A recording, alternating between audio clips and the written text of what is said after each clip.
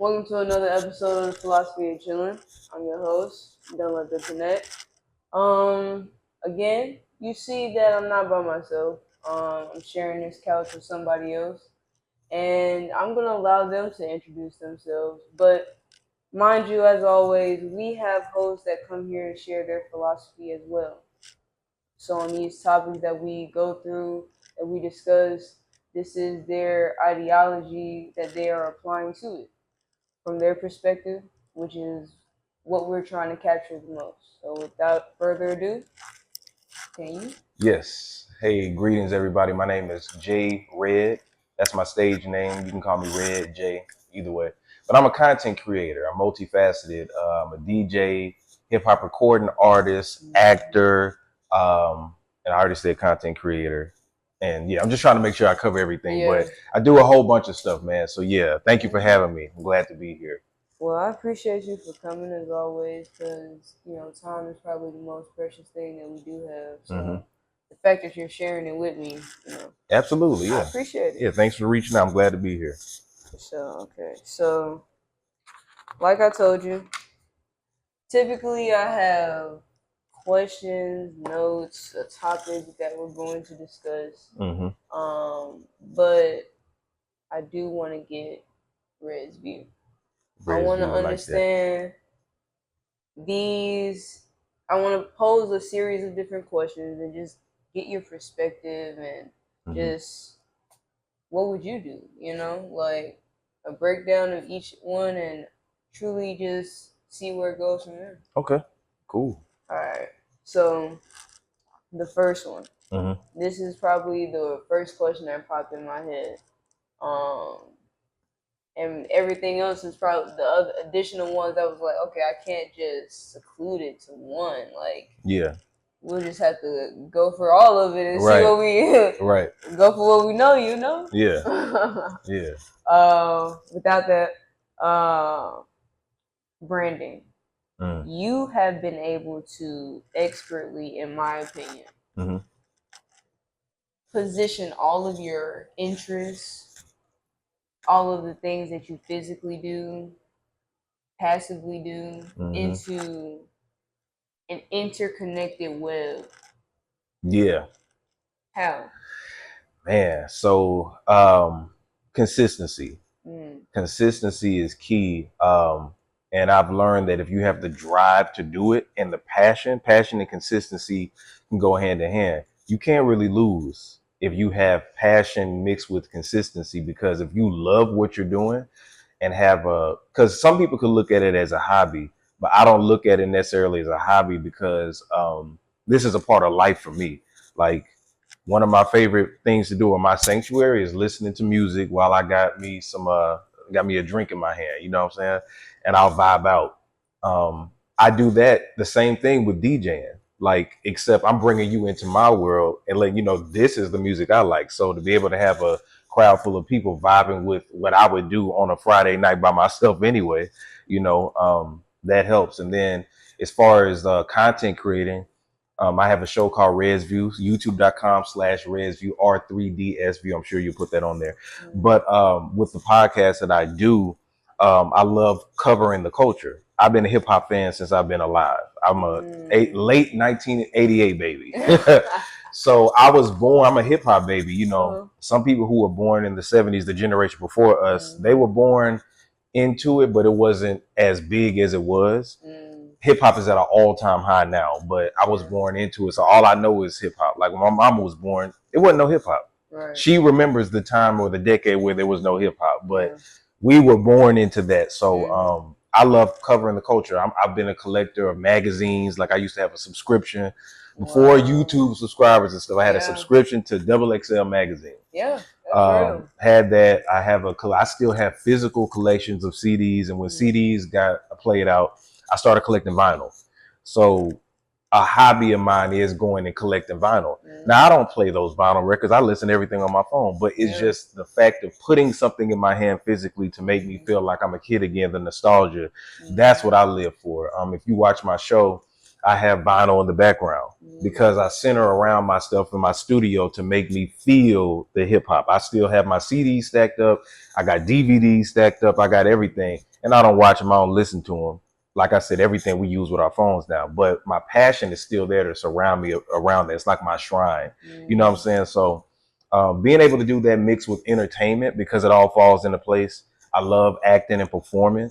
I first got into acting doing stage plays, main stage plays back in college, and just have a passion for it. I love being in a front of a live audience because it gets you're uncomfortable, but that gives me drive. See, the uncomfortability. Yeah, that uncomfortability really pushes you off to be able to perform because when I record stuff, I mess up. Like when I'm recording music or if I'm recording something for ResView, you know, I mess up, you know, a lot of times, right? But if I'm live, man, like if you watch my show, you'll never see me mess up live because it's something like when that camera's in front of you, you know people are watching you. It just brings something out. And I got that from doing stage plays, like thousands or hundreds of people out in the audience, and they don't know if you mess up, only you know. You know what I'm saying? So yeah, I just love being in positions like that, and it just comes back full circle rather, performing. Like whether I'm doing a show, content creating with ResView, whether I'm performing as a DJ, it's a crowd. You know what I'm saying? If I'm on a stage play, it's a crowd. So that's just something I'm passionate about and something I'm lucky to be able to be compensated for. So yeah, I'm just trying to grow, elevate all that. So, no, I feel it. Yeah. I feel it. Dang. Okay. So I'm glad that you touched on the points that you did because you kind of gave the context and the background on where the passion came from. Right. So when it came to the consistency, like what were some of the roadblocks you had to mentally say, like, all right, come on, we gotta shake this off. Like, if we really gonna achieve this, like I have to. Like me, I gotta do this, and I gotta hold myself to it. Yeah. Well, with music in particular, right? At the time where I started rapping, a few years before that, gangster rap, trap rap was to the forefront. Gangster rap has dominated hip hop since like the early 90s. So then, you know, 2003, you had 50 Cent come out and all that. And it wasn't until a gentleman by the name of Kanye West came out in a polo shirt, you know what I'm saying, and put conscious rap kind of to the forefront. And then once he defeated 50 Cent in the sales battle back in 2007, that just gave a segue for a Drake, a J. Cole, a Kendrick Lamar, and all that. So anyway, I say all that to say is that through high school, I always wanted to rap, but I like the way I wasn't no thug. I'm from the hood, but I'm not any type of thug, never sold drugs, nothing like that, right? Always had a great background, but that was just like, okay, well, people take me serious as an artist. And it's like, forget what people think. You know what I'm saying? Like, this is me. This is what I love. And, you know, I could say people like Kanye and different people inspired me to actually do it. So that was like a couple of things. Like, and then Roadblock. I mean, the first time I performed with my group, because I was in a group first. And we just like, man, we killing it. You know what I'm saying? Like, we're the best rappers, like in our heads or whatever, right? First time we performed was on Jackson State campus. And it was haters in the audience. But we get on there and it was just, we started performing and it was boo, boo. And then everybody was like, what? Yeah, they bold, bro. Yeah, so man, so after that happened, I damn near fainted when I went to the back because I was just like, dog, like this is something I found that I'm really, really good at. And then it don't matter who it was, but they were booing, but didn't even give us a chance. It was some hating shit, but but that was the thing to where I picked myself back up and we came and dominated. Like we put out some more music and with Roadblocks as far as like content creating. Sometimes you'll have stuff that don't get a lot of views more so than the other stuff, but staying consistent, knowing your demographic, your audience, the culture, all of that helps out.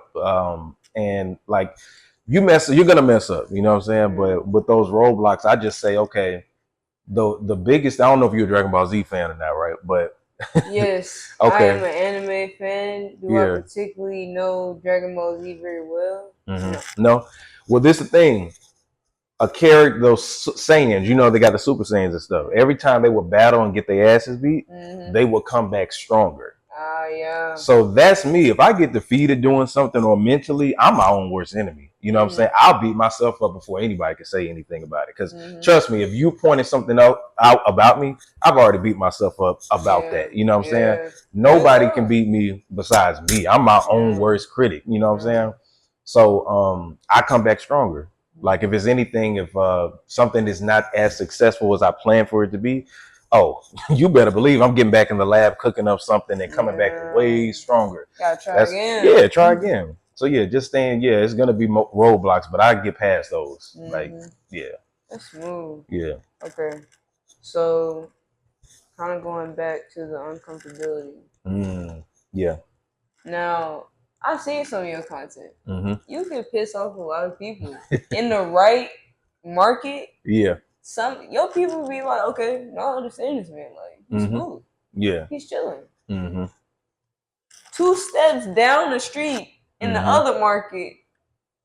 Oh hell nah. Right, yeah, You feel me? Absolutely, yeah. So like even when it came to like your genuine transition as a business owner and as a creative, what would you say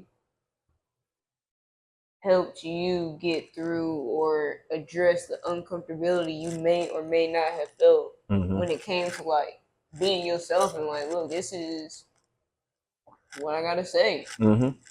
Yeah, my congregation. Everybody needs a congregation. In church, that's when people fellowship with each other. If you look at different religions, you all could believe in one supreme being, but you believe in it in a different way. If you find your village, like if I'm saying something that is unpopular or whatever, I know somebody's going to agree with me. You know what I'm saying? And that's who I focus on. If it's 3 people, 4 people, 5 people, that's who I focus on because they're going to go and tell somebody else like, hey, I agree with what J Red said, and I'm going to share this video. I just put out a video about, I've been covering this Drake and Kendrick battle for so long. It got tons of views on it. But I know I'm reaching a certain audience. You know what I'm saying? Like my whole thing, I used to be like, man, I want to reach millions and millions of people. I want to do that, but I want to reach people who are like me and think like me. Because if they think like me, that's all who I need. And I'd rather have that. Those are going to be the people that back me up, my grassroots, when other people's opinions of me would be different. You know what I'm saying? So anytime I do like content creating and things like that, or even when I DJ, like I said, I play music that appeals to me. I only be at spots where I want to be at. Like I don't want to be in no clubs. That's real. Because clubs, you have to play a certain type of music for a certain type of demographic. I'm not that. I like playing some ratchet stuff every now and then like that, but I like to be around places where I can play the music I want to, because if not, I'm gonna be doing something I don't want to do. I got into DJing to play music that I like to play, not that I'm instructed to play. You know what I'm saying? So yeah. Part of your artistry. Yeah, absolutely. That's the same as a painter painting the painting and then putting it in the gallery. Yeah, and you just have to be able to be like, hey, I know who I want to reach, and if I reach them, I did my job. You know what I'm saying? If I'm getting likes, multiple likes, shares, or whatever the case may be, or comments and stuff, I know that. And and the thing is, I like pissing people off. I like making them feel uncomfortable. Like it's just a thing. Real. You know what I'm saying? Because hey, it's mine. That's why I call it Red's View. If you don't agree with it, hey, it is what it is. I'm just saying it from my perspective. So yeah. At the end of the day, I think everybody, if you're a content creator, if you're a musician, you need to worry about the people, your own try to build your own church. You know what I'm saying? Like, because Beyonce has the Beehive. You know what I'm saying? Chris Brown has Team Breezy. And when the media counts out Chris Brown or the industry, look what he's doing, going on sold out tours, being with his fans at the end of the day. Still to this day. And what Granted, like, okay, I know it's controversial, but I will say, when he actually gets his act together, like, consistently, keyword, he really don't really be a problem. Yeah, absolutely. Yeah. It's always the same downfall. But like when he focuses on like his daughter, his music, you really don't hear much about him. Yeah. He just be doing his thing. Yeah. Absolutely. So yeah, and he caters to his audience, and that's all that matters at the end of the day. Yeah. It makes things more simple, more smooth, and everything. So yeah. Mm-hmm. No, that's that respect though, because it gets more complicated when it's not respected. If that makes sense. Yeah, I know what you mean. Yeah. When it's not, people can tell a phony, people can tell like somebody that's not authentic in what they're doing. And you don't want that, because once you stop putting on that gimmick, that act or whatever, because it's hot. See, some people are rapping or doing singing because it's popular, not because it's in them. And you see, they can fizzle away. Some people do a podcast just because, I get a bunch of people who are not serious. They'll be like, man, I want to get on your show and say whatever. But I'm like, man, you're not serious about it, because if you were serious, you would have your own platform. All you gotta do is go live. Everybody has a phone. You know what I'm saying? Right there, like for real. For real. And if you got an opinion, you don't have to come on. I know that you're not going to be consistent with it. And you probably don't have the right background, you don't have the lights, whatever, because I invest in myself to make myself stand out, because it's something I really want to do it. So yeah, like everybody can, do what they do at the end of the day. That's very fair. Okay. So we've addressed the uncomfortability. We addressed the branding. Very, very smart, by the way. I can't really talk about it enough. But I don't want to go back to business. Now, more so just about yourself in general. Like,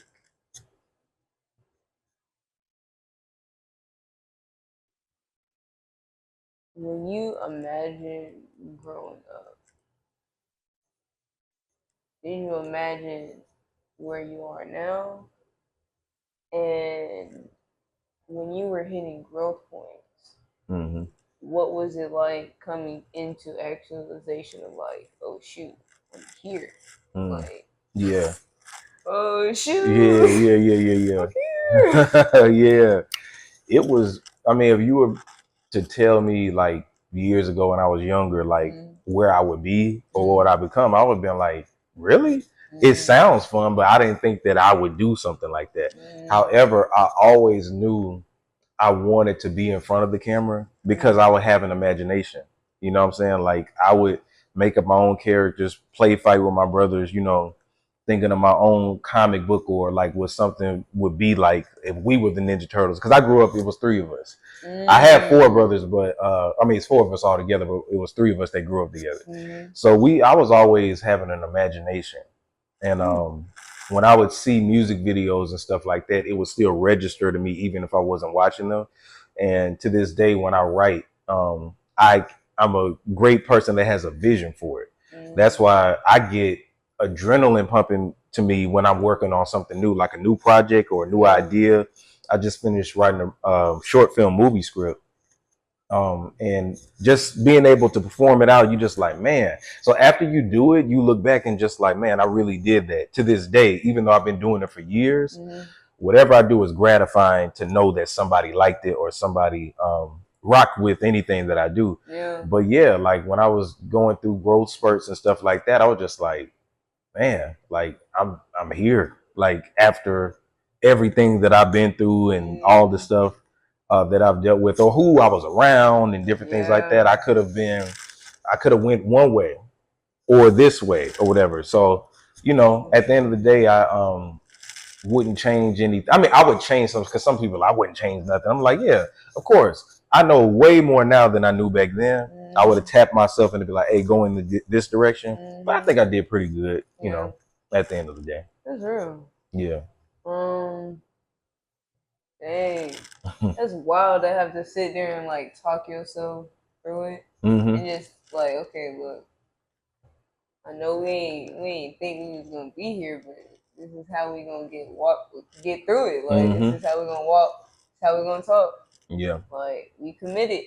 Yep. Let's go. Yeah. It's go time.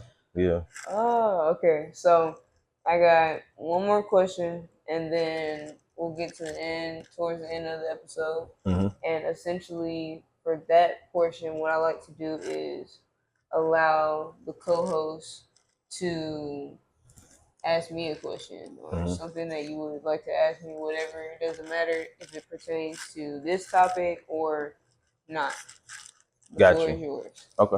So, I don't know if you noticed what type of hoodie I had on. Young, black, and gifted. Yeah. You feel me? Yeah. I feel like I've seen updated versions of the sweatshirts they got, but like I got this. I feel like I got this when they were first like starting as a company. Yeah. So I had to ask you about it. Yeah. Like, absolutely. I did look on your profile, did a little scroll, looked at the links, and I just poked out first because you did like because when you first look at the face and the surface level, it's like, okay, it's pretty much him. You just see like sporadic images and stuff, but then when you look at the images, they're not just images. Like they each have their own messages. Yeah. So I find it interesting because like I was like, oh shit, it's a story in this video. It's so many different things and it's consistent too. Like it's not just most recent. This is when I was growing and developing, and these are the showcases of the same impactful people that I was around, or the impactful images I saw, and things of that sort. So now talking about Young, Black, and Gifted. What? Yeah. Where the inspiration, all that for this song. Yeah, because you're talking about the song, right? Yeah. So I recorded that back in 2018, and I performed at the Juneteenth Atlanta Festival.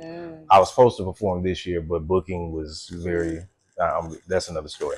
But anyway, I always on each one of my projects, solo projects, had a song that was pro-black, political, whatever you want to call it, something that's real, talking about what's going on with our people. So I had the song called Black on Black, but I knew that Juneteenth's performance was coming up, and I wanted to perform something that was gonna ignite the crowd because I had already did it prior. But when I heard this beat, Trap, I think it's Trap Jesus. I think I say Trap Lord, but I think it's Trap Jesus because he changed his name so many times. But I heard it and I just Young, Black, and Gifted. Like it just instantly came. And the lyrics, I wanted to make sure that it was catchy because a lot of times you'll hear those prolific type of black songs, like that's about Black Friday.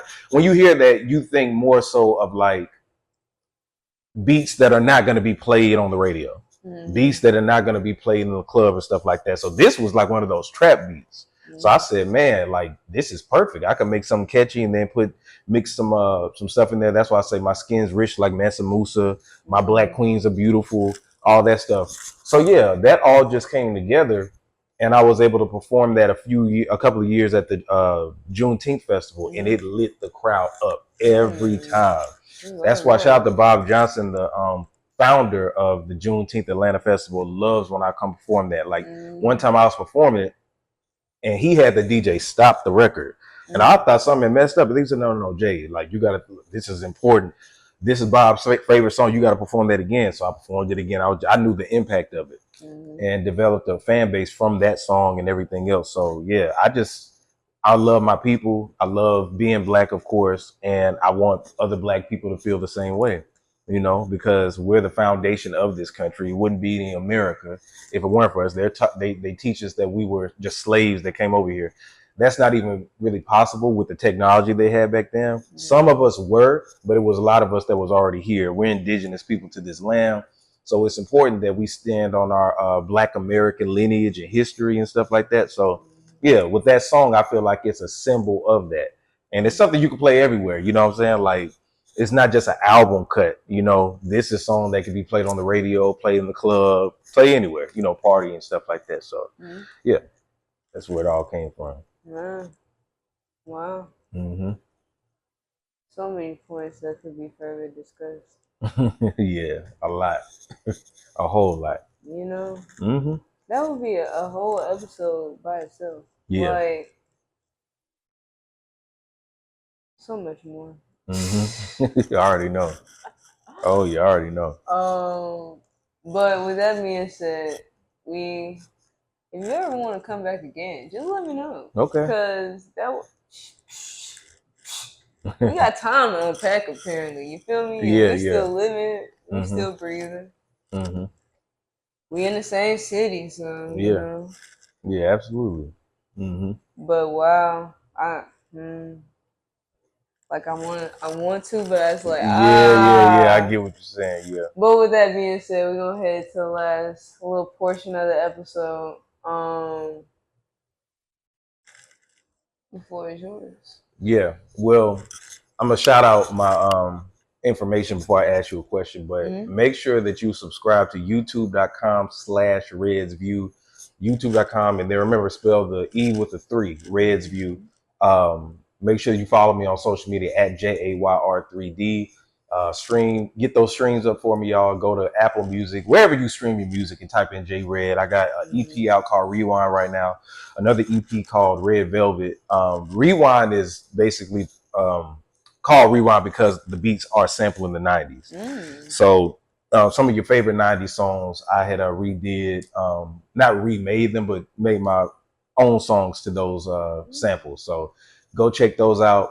And Red Velvet is for the ladies. So all the ladies out there, it's 4 songs for you to listen to. It's called Red Velvet for a reason. I just actually did the video, The Toxic Love, with Brittany Evans a couple of weeks ago that did pretty good. So yeah, check those out and just go to my Instagram because that's the portfolio of everything that I do. But yeah, so question for you, and this is a popular topic right now that I've been covering for the last couple of months. Who do you think won the Drake and Kendrick battle? Oh my. If you paid attention to it. Now I definitely had people put me on to what was happening. All I'm saying is, I know folks that will ride for Drake. They be like, yo, Drake got and he did. And you know what? I'm not faulting him. Right. I'm not faulting him at all. You earned it, bro. You did. I don't know how you got it. That ain't none of my business.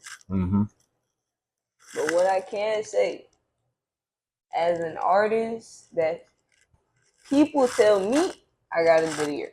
I'm just saying, when I listen to it, Kendrick did. It sounded better. Like it just,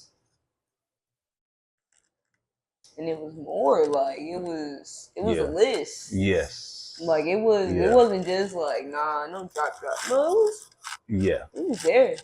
Yeah. Oh yeah. It was thought out. It was planned, like executed perfectly, all that. Yeah. The Did you execution was hear crazy. some of the drops in the song that were coordinated with the Yeah.